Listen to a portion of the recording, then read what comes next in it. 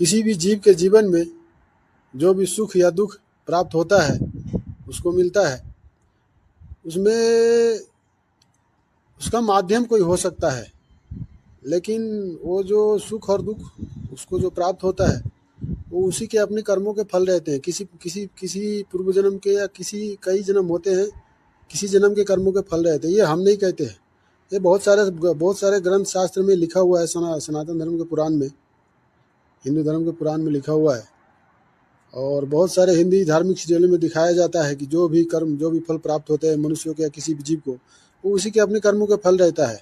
हाँ, हो सकता है इसका माध्यम कोई हो सकता है, लेकिन वो उसी के अपने कर्मों का फल रहता है। इसमें किसी का कोई दोष नहीं होता है। ये हम ही नहीं कह रहे, ये छोटे से छोटे बच्चे भी जानते हैं कि जो भी सुख या दुख उसको प्राप्त होता है वो उसी के अपने कर्मों के फल रहता है किसी जन्म के। हाँ, हालांकि इसका माध्यम कोई हो, उसके साथ रहने वाले व्यक्ति कोई माध्यम हो सकता है, लेकिन इसमें उसका कोई दोष नहीं होता है। समझा? हम एक बात से आज बहुत दुखी है कि हमारे ऊपर एक नहीं कई व्यक्ति ये कलंक लगाए हैं कि एक के अलावा कई व्यक्ति के जीवन में जीवन भर दुख भोगने का जो मतलब, एक नहीं कई व्यक्ति को जीवन भर दुख भोगना पड़ रहा है, और उसका कारण हम है। मतलब हमारे किसी गलती के कारण उन लोगों को दुख भोगना पड़ रहा है। लेकिन मिथ्या कलंक यदि किसी के ऊपर लगाया जाता है तो तकलीफ होता है, हमें भी तकलीफ है, लेकिन हम इसको नहीं मानते। काहे कि हम तो जानते हैं कि किसी जीव के जीवन में जो भी दुख और सुख जो प्राप्त होता है उसी के अपने कर्मों के फल रहता है किसी जन्म के। इसका माध्यम साथ रहने वाला व्यक्ति हो सकता है, लेकिन इसमें उसका कोई दोष नहीं होता है। इस जीवन में दुख और सुख उसके अपने कर्मों से होता है, चाहे उसका इस जीवन के कर्म हो या पिछले किसी जीवन के कर्म हो। उसके जीवन में जो भी दुख और सुख आता है उसमें दूसरे व्यक्ति का कोई दोष नहीं होता है। जैसे कि एक भूमिका है, भूमिका के तौर पर हमने एक कृष्ण लीला का छोटा सा क्लिप डाला था, मगर उसमें कॉपीराइट आने की वजह से हमने उसको हटा दिया। अब हम खुद से कोई एक भूमिका छोटा सा दे रहा हूँ। जब वो भगवान श्री कृष्ण का पिताजी वासुदेव जी का विवाह होता है, जब वो कंस के नज़दीक में जाते हैं सलाम करने के लिए, तो कंस उनको बताते हैं कि मित्र वासुदेव, आप हमारी बहन देवकी का ख्याल रखिएगा, इसको दुख होने ना पाए। तो वासुदेव जी कहते हैं कि देखो मित्र, दुख और सुख मनुष्य के अपने कर्मों से होता है। ये वासुदेव जी वहाँ पे बताते हैं, लेकिन हम एक छोटा सा भूमिका फिर से देता हूँ। जैसे महाभारत तो आप लोगों ने देखा है, महाभारत किसने नहीं देखा है? सैकड़ा में 98% आदमी महाभारत देखा होगा, वो भी 2% हमको लगता है नहीं छूटा होगा। महाभारत में पितामह भीष्म, कौन नहीं जानता है पितामह भीष्म को? पितामह भीष्म को अर्जुन ने बाणों से सैकड़ों बाण उसके बदन में घुसा दिए थे।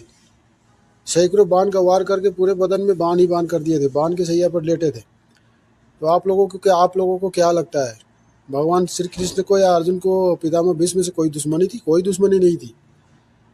जब वो एक बार धरती छोड़ने के टाइम में पितामह भीष्म के पास भगवान श्री कृष्ण गए थे, तो कि भगवान श्री कृष्ण से पूछा था पितामह ने कि हे माधव, हमको पिछला 10 जीवन याद है, पिछला 10 जीवन में हमने कोई ऐसा कर्म नहीं किया है, हमारे कौन से कर्म का सजा है? तो उन्होंने बताया था कि आपके 71वें जीवन में, पिछले 71वें जीवन में एक युवराज राजा थे और रथ पर चल के कहीं जा रहे थे, और आपके रथ के पहिए के नीचे एक सांप रथ के पहिए में चला गया, उसका कमर टूट गया और आपने बाणों की नोक से उठाकर एक कांटों के झाड़ में फेंक दिया। आपका ये उसी गलती का सजा है।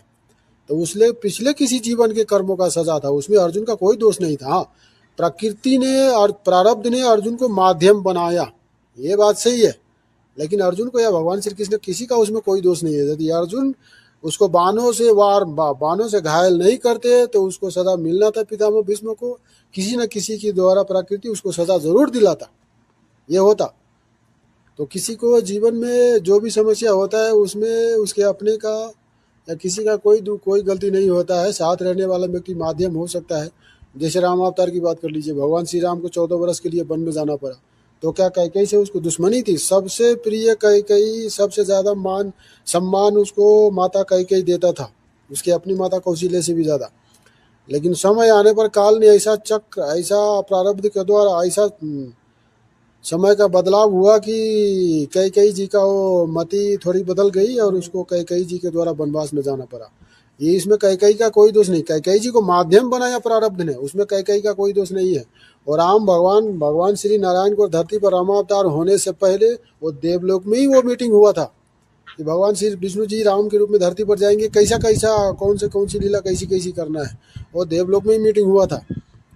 तुलसी कृत रामायण में कि वाल्मीकि रामायण में, कौन रामायण में लिखा है हमको याद नहीं है, हमने पढ़ा है। जब भगवान श्री राम का धरती पर राज्यभिषेक होने वाला रहता है तो देवलोक में वहाँ खलबली मचा रहता है, देवताओं के पेट में हर बात आ रहता है कि भगवान श्री राम तो गए हैं राक्षसों का विनाश करने, धर्म का उद्धार करने, तो राजा बन रहे हैं, जब राजा बन जाएंगे तो राक्षस तो विनाश होगा ही नहीं।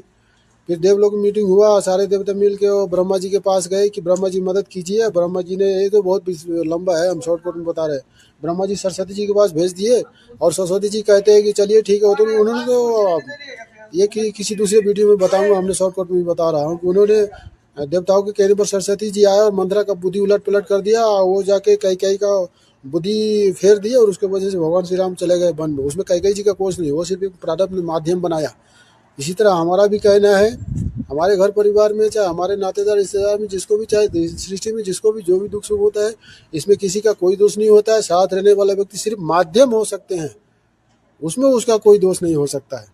ठीक है, हमारा तो यही कहना है। बाकी यदि हम पर कोई लांछन लगाए, कलंक लगाए तो हम उसका कर भी क्या सकता हूँ। हम तो साला सड़क पर चलता हूँ तो एक चींटी को भी नुकसान पहुँचाने का इरादा नहीं रखता हूँ, चाहे जो भी हमसे दुश्मनी रखे, चाहे जो भी हमारे बारे में जो भी सोचे, लेकिन हमारा तो कोई दुश्मन नहीं है, हम किसी के बारे में दुश्मनी नहीं सोचता हूँ। हमारा हमसे जो दुश्मनी रखता है उसके बाल बच्चे के लिए भी मैं दुआ करता हूँ कि उसका बाल बच्चा भी अच्छा से रहे।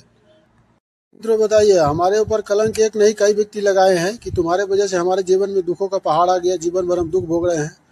लेकिन भैया ये तो हम जानते हैं, जो लोग कहते हैं हमको लगता है पता नहीं उसको मालूम है कि नहीं है, लेकिन हम तो जानते हैं।